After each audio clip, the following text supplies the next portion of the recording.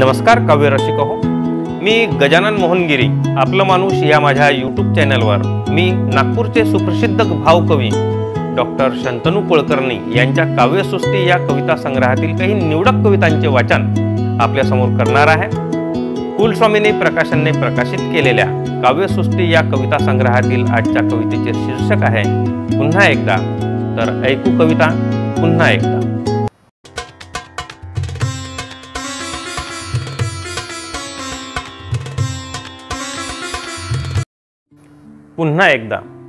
पुन्हा एकदा निर्धार करून जगण्यासाठी व्हावे तयार।